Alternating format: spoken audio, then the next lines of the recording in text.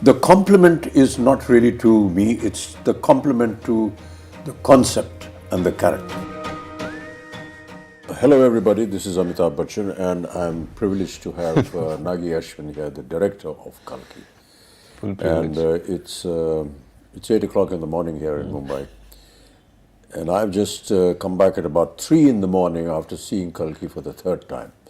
And just cannot explain the wonder and the experience that all my friends, we watched the film again. And so I thought that there are many aspects of the film, Nagi, which a lot of people put questions to. And in my mind also, there is a lot that comes to me when I think about Kalki. Explain not just to me, but to the audience in general, how you thought of. When we spoke to Priyanka and Sapna, they said, after the last film, they waited and asked you what you're going to do next, and you said, I don't know. And almost after a year or so, you went to them and said, I have something. And after that, Priyanka was saying that after hearing it, I couldn't sleep for a couple of days. And then she rang up Sapna and said, we have to start getting to work on this. So, what went through your mind and how did you conceive this? To be very honest, sir, I thought this story would be probably one of the last films I'll ever make. Like, I thought this would be my retirement film. But and we won't let you do that. Yeah. And I had like a smaller story, maybe something that was not as ambitious as this, that I wanted to start off with. And somewhere along the way, like those few months after Mahanati, I was coming across either articles or like some sort of videos about the Chiranjeevis or about some sort of a Mahabharata connect. And I was even seeing some articles where I was seeing that maybe some production houses in Bollywood were starting to think about Mahabharata or Ramayana and all of that at that time. And I had this story, I had a germ of this story already by then. And I was like, okay, so maybe it's time to bring this out of hibernation. And I took it out and I started living with it for a few weeks, and I realized that the energy that it would probably require to bring this to life and to bring it in front of people was something that I probably had now. And I don't think, to be honest, me, Swapna or Priyanka fully knew what we were getting into when we had that first narration. That's what they also said, they suddenly realized, oh my God, we need to start working on this now if this concept and this dream has to fructify. Yeah, we started with one concept artist and we thought, we'll conceptualize the main sequences of the film. But as we kept going deeper into that rabbit hole, so to speak, we realized every single thing had to be conceptualized and every single thing had to be built, and we realized it needed an army. Yeah. You showed me a photograph of Ashwatthama, who has aged and is now fighting Bhairava. Yeah. Fighting Bhairava. And for someone to have had that kind of a visual in mind, and then to be told about the title, Kalki, and 2898 AD, and I couldn't understand that. So maybe you could explain for the benefit of the audience. Core of the story was the first scene, in a way. So 6,000 years after the death of Krishna. Which is what comes in the subtitle. Yeah. So 6,000 years have passed ever since Krishna gave the shrap to Ashwatthama. Yeah. So 6,000 years after, when Krishna is said to have left his body, was 3,102 BC, so to speak. So exactly that would lead up to 2898. The story of Ashwatthama happens after the 18 days of the Kurukshetra. Yeah. It happens at the very end, like after the victory, after everything. This is probably 18 days of the war for Kurukshetra. Yeah. After the 18 days of the war, this is the last thing that happens in the Mahabharata, so to speak. The most important confrontation between the Pandavas and the last Kaurava, so to speak. Yeah. So I felt that this was the ending of this story sort of, but it's also the beginning of another story. Yes. And it doesn't finish. Like I feel it's not finished. We just, even in the Mahabharata, for what I have read, it just is like Ashwatthama is cursed and he walks into the woods. Like he leaves Krishna and Bhima and everybody aside and he walks into the woods. We don't know what happened to him. So that's like a starting of a story. Now I wanted to know, like, if this man is cursed and he has been witnessing this entire Kali Yuga, like that's the most interesting thought process. Like, because he is this ultimate warrior, but he's not interfering in the events of the Kali Yuga because he has a larger purpose. So I felt that it was audacious in a way for me to attempt to think that I'm finishing something that was left in the Mahabharata, but I was like, nobody's done it yet, so let's give it a shot. Yes.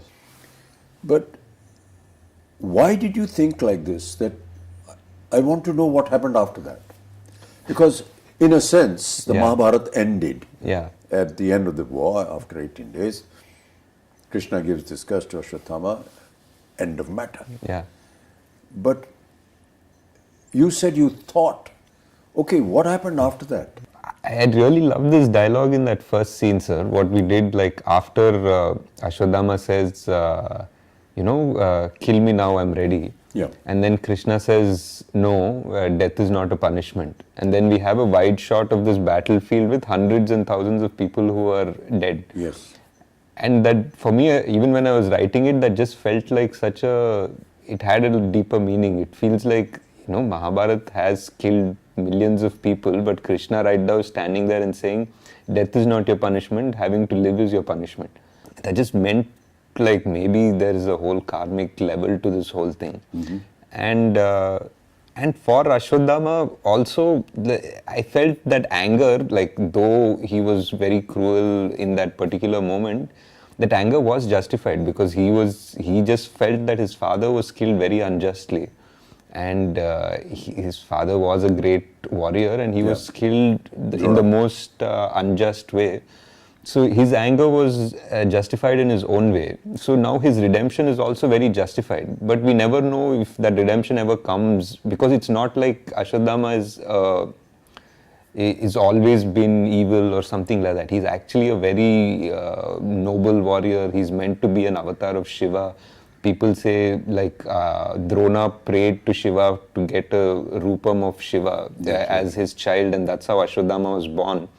There's a beautiful, beautiful couple of pages in the Mahabharata that shows before Ashwatthama enters the Pandava camp to massacre the rest of the Pandava army. He sort of, Krishna had put out a barrier. He had put out like his magic in a way. He's put like the biggest celestial guardians around the camp, and he went back to the kingdom, and Ashwa came and he realized he can't cross those celestial guardians, and for that one time he became like a Rudra Roop, like he became Shiva. He entered one pyre and he came out like Shiva, and there's Kripacharya watching this and he became so scared, like he actually ran away from that scene because Ashwatthama was so terrible and so magnificent. So that character always intrigued me. Like you can't have an avatar of Shiva who is the greatest, is the son of the greatest warrior and not know how his story ended.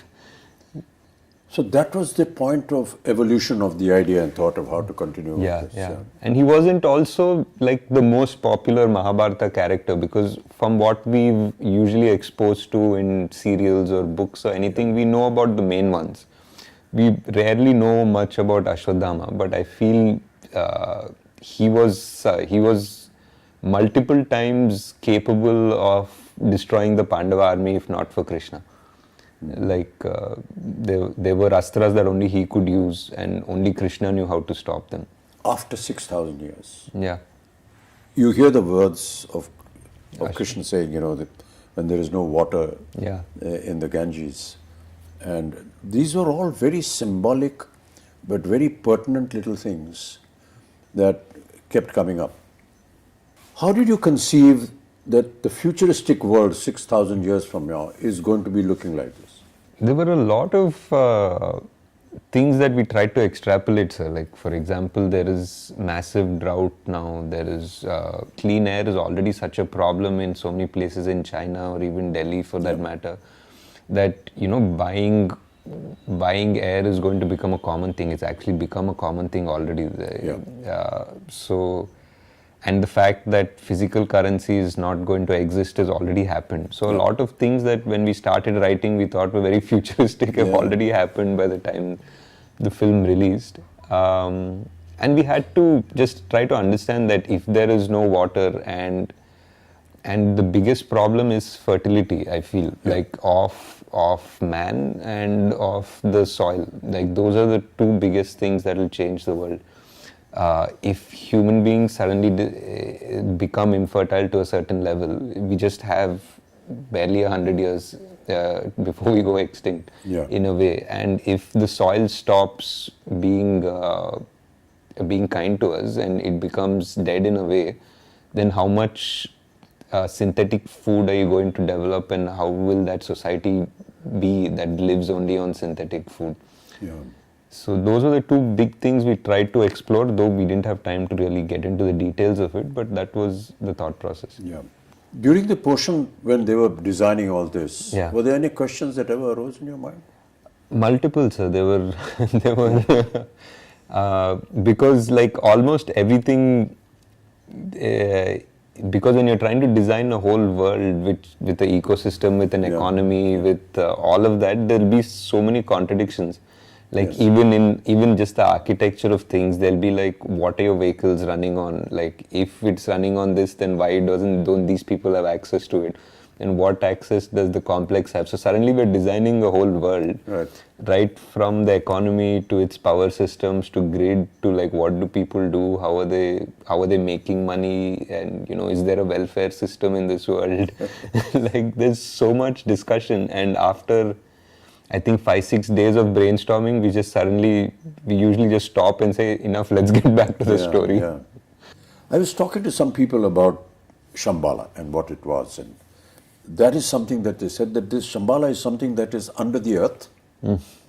It's there in the Buddhist thought process. I personally felt that there is a scene when Mariam comes forward before she sings that song, to that circular that design, mandala, which I don't know whether I'm correct in saying that, but it's a very Buddhist. So is that what went through your mind? It was, sir. I think the idea of Shambhala is something that is very similar to our culture and Buddhist culture, even Persian culture. They have different names for it. And I felt that it's very interesting that all of them have names somewhat similar also. Somebody calls it Shangri-La, somebody calls it Shambhala, and all of them say that it's a place where people are going to sort of retreat to in the Kali Yuga, when adharma becomes so much more outside, and that's where the avatar will come, the savior will come, so to speak. So I felt it's very interesting that so many cultures have the same idea. And the idea of the symbols in Shambhala was like a mix between the chakras that we have, the Sri Chakra and all of that, combined with the mandalas that Tibetans have, which are so similar. So that was that. We just wanted to find, I think in the production design discussions that we were having, we were always trying to see like how culture would be amalgamated in 6,000 years. It wouldn't be like sharp lines between cultures and traditions. Things would probably get merged a bit.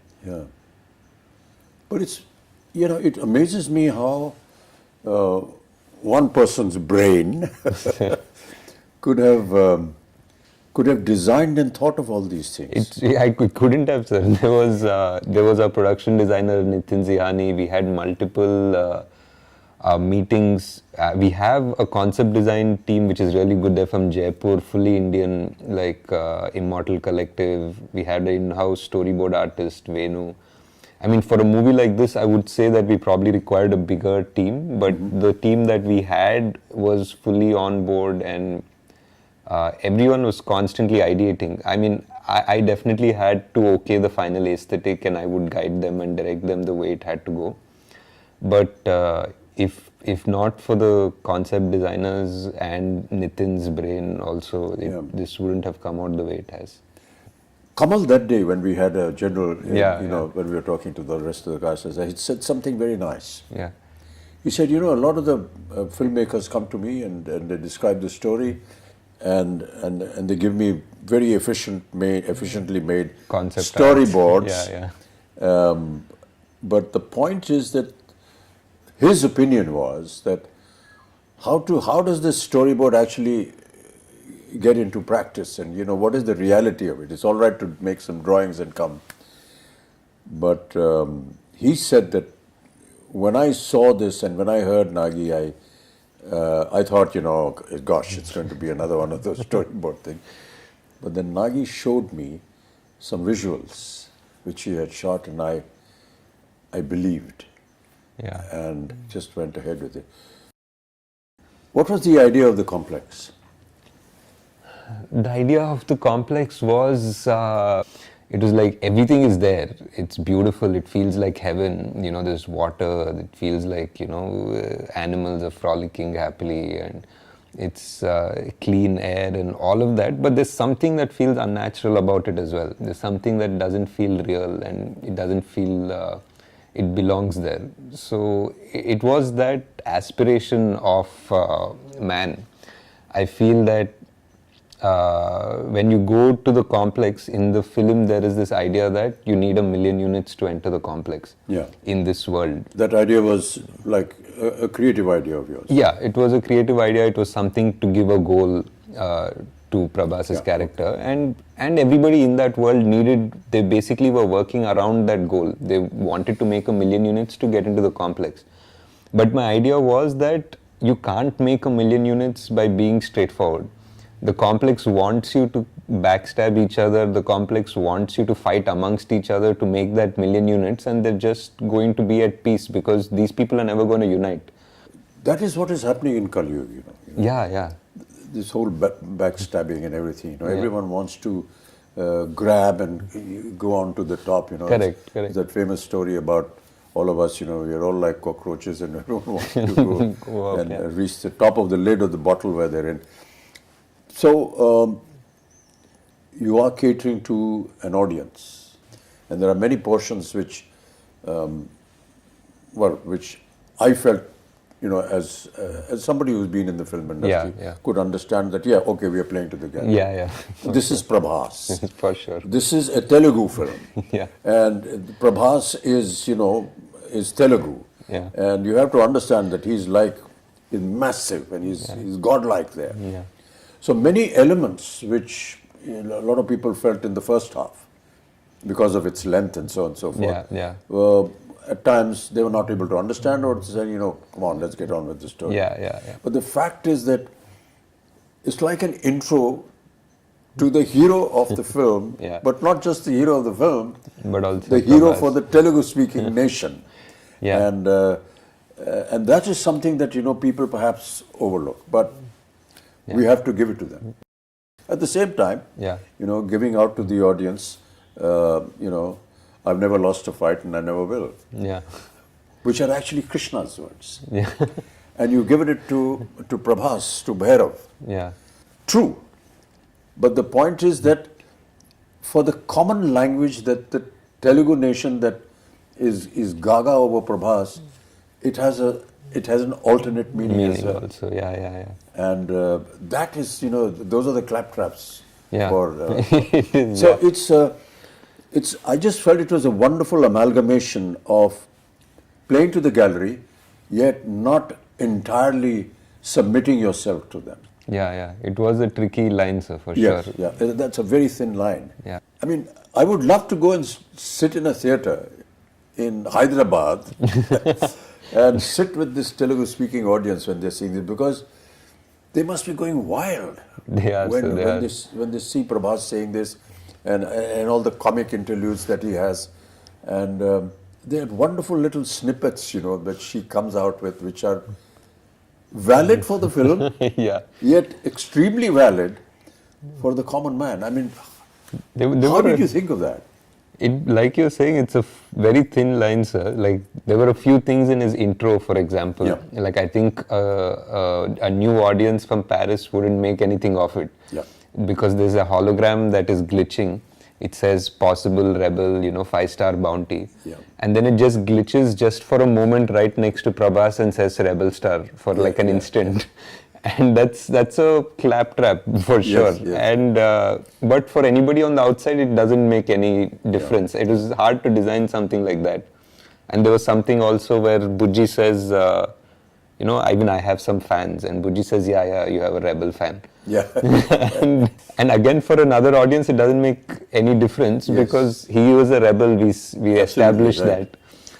No, that's what I felt. It was a brilliant amalgamation of playing to the gallery playing to the audience in Hyderabad, yet not moving away Yeah. from the concept of the film. Yeah. The concept of fertility, Yeah. was that a story imagination, or is there some kind of a link? It was a bit of a story imagination, sir. It felt like in the Kali Yuga, like what is the last thing that can be taken away from us is the gift of life. People's morality and this and that and everything. And the last thing that would die is the actual gift of life, like whether it is food or whether it is the chance that we procreate and make and continue our species. So just the fact that, that there was a dialogue which said that I will be born in the last womb of the Kali Yuga. So that was there in one of the earlier drafts, and it felt like that was the most dramatic way to introduce our savior. Yeah. And a lot of questions being asked is, how do you manage to perform when you don't have the props around you? Yeah. We really tried in this film to build as much as we could, sir. Like whether it was the off sector where there was desert and the truck and everything, or Shambhala, the bridge. We tried our best to give as much, but yeah, there were definitely sequences where it was just a blue screen. And Yeah. We all know that, Indian cinema works on poetic justice. yeah. And I keep quoting this from my father, who used to watch a film during his last days every evening, and I was to ask him, what is there in watching a film? So he used to say that, I get to see poetic justice in 3 hours. So during the length of the film, at the end of the film, there's poetic justice. To bring that kind of poetic justice Yeah. in Kalki, in the Mahabharata, is it going to be factual? Is it not? I mean, this we will discover in part 2. But did it ever cross your mind that, there has to be this aspect of poetic justice in the film? Definitely, sir. I think so. I think Ashwatthama's character itself is that idea of poetic justice. The way his character starts and the way it needs to finish. Yes. Yeah. There are many little things which, which were done and shown in the film. Yeah. But its essence was actually realized by the audience. Yeah. It's like Sumati's Agni Pariksha in a sense. Yeah. Which was so beautifully done. Yeah. And we talk about Agni Pariksha, but we never visualized that it could be like this. Yeah. And you have the carrier of the next avatar go through this Agni Pariksha, which you show Sumati walking through this, ball of fire, and nothing happens to her. Yeah. Whereas when the fighters go through it, it doesn't burn up. Yeah. So, what was the thinking behind that? That is definitely one of my favorite sequences in the film, because it also parallelly brings in all the 3 characters. Like it brings in It's a kind of a chastising of Sumati in a sense. Yeah, in a way. And Ashwa realizes at the same time, Bhairava at the same time. And for me personally, it was the reference of the Krishna and Vasudeva walking through the river in the Dwapar Yuga, like as the river parts for them. It felt like in the Dwapar Yuga, the water element parted for God to give him safe passage. And for me here, it felt that the fire element parted for God to give him safe passage. Yeah. So that was my thought process. Yeah. I mean, there were so many challenges, even from the point of view of, say, the DOP or the cameraman and everything. Yeah. You have an 8-foot giant, Yeah. and you have the rest of the cast here. Yeah. And there were so many times when we took hours, because how do you light up a place where you're going to see both the characters together. Correct. So my lighting is going to be different. Yeah. And my whole atmosphere is going to be different. My concept of looking down to talking everyone, And everyone's looking up to talk to me, and how we actually managed to do that. Yeah. There were times when I was having this little stick poking out from behind me and saying, my face is not here, it's somewhere up there. And it was quite amusing, but how wonderfully it all sort of... It all came together. Like how many times we had to do each shot 3 times or 4 times. Yes. Yeah. Even when I was writing, I always thought Kalki was 2 watches. Like it was a repeat watch. Like the first time you watch the film, you watch the film. And the second time you watch it with the perspective of having seen it again. So you see so many things in a new perspective almost. Yes. In a way, it's almost a new film the second watch. Yeah. So I always felt it was a 2-watch movie at the least, and it's great because I think we went for the evening show, like all of us, to see it, and on the first day, and by the evening show there were people who already knew the dialogue, so they were already watching it the second time. Yeah, I finished seeing it for the 3rd time last night. I'd really like you to just kind of summarize the whole experience before we end up talking. Yeah. Because we could just carry on, For a long time, yes, sir. I think for me, it was just, it was a dream definitely to put together this world and all of the influences and the stories that I've loved, and putting it together in a world in a coherent and an understandable and enjoyable way. And to see now, today, that dream has come true and people are actually agreeing to watch such a film and love such a film and accept it. It's not just, I think, just for us as a team that's been working on it for 3 years, and the actors that have put in so much time to do it. It's not just a win for us, I feel. I feel it's a win for the industry in a way, because like producers, actors, directors, writers now have a validation that they can think differently. Yes. Now they have a validation that they can greenlight projects which probably wouldn't have, because now there's a Kalki. Now there's a Kalki, a producer will listen to a story that is a mytho or a fantasy or something, and an actor will be okay to greenlight a script. So I think we have moved forward in the right direction, and I'm very glad that Kalki was able to do something to have that change happen. Yeah. I just wanted to, I mean, we won't get a chance as often, so I just wanted to ask what in the scenes that you've done, like what were your favorite scenes in the film? Yeah. It's very difficult to pick one particular scene, Nagi. And I'm not just saying it because I'm a member of the cast and crew and it's our film, but quite honestly, it's very difficult. Really, the purpose of talking to you, Nagi, was that. Yeah. That it's, yes, it is a film. Yes, it is make-believe. But it's make-believe. It's the belief that we want you to go and see, because it's been made with belief. And that belief is what is the strongest point that I feel in the film. And each time I see it, it's that belief. Yeah. I hope that, the audiences will go and see this film with the kind of interpretation that Nagi, the director, had, and his vision, and the way he has explained the many aspects of the story. It's a film that anybody will identify with, because it's, good over evil, and all our films are like that. Yeah. But to give it the depth and bring that mythological history, culture into the open and prove it, that is what was challenging for Nagi, and that is what I find he has been able to find victory in that challenge. So now we wait anxiously for part 2. For part 2. How is it all going to end? And so we look in great anticipation.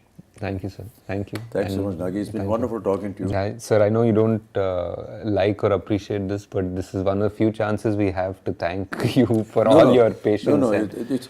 You know, And the whole country, sir, like whoever I speak to, Yeah. I know you've heard this already so many times, but it's just such a pleasure to see you in that avatar, in that role. Yeah. And so many people, I did a bunch of interviews yesterday and everybody just said, thank you for giving us this Amitabh yeah, Bachchan. it's a a huge fan fallacy, thing. actually. I don't I know believe you don't like any of No, it. it's sir. not a case of liking. I just feel that the compliment is not really to me, it's the compliment to the concept and the character. And Also- that speaks volumes about the film. It's not a personal, you know, okay, I like this star, Yeah. and he was good and he acted very well and so on and so forth. So Yes, sir. when they compliment a Prabhas or a Deepika and anyone else and Kamal, you're actually complimenting the concept of the director, Nagi, who was able to conceive and put together this story. It's all very well to go to an audience that's coming out of a theatre Yeah, and say, कैसी लगी film भैया? So they said, "अरे बहुत अच्छी film है यार, यार उनको इन्हें नहीं समझ में नहीं आया ये नहीं हुआ." It's not that. I think that we need to catch some people who, the youngsters, and say, you know, let's sit down and have a chat. And what did you actually see? What did you think of? What was going through your mind when you were watching all this? It would make a very interesting subject. And I'm going to catch Abhishek and Please do, sir. That would be Navya, great. my granddaughter, and have a chat with them, much like we've had here, Yeah. and ask them some very pertinent questions. Right. Thank you, Nagi. It's That'd be been a great, pleasure. sir. Yeah, Such a thanks so pleasure, much, yeah. such a pleasure, sir. Thank you so much. That's the end of our very long, intricate conversation, and I hope that you enjoy the film when you see it. Thank you so much. Namaskar. Great, sir.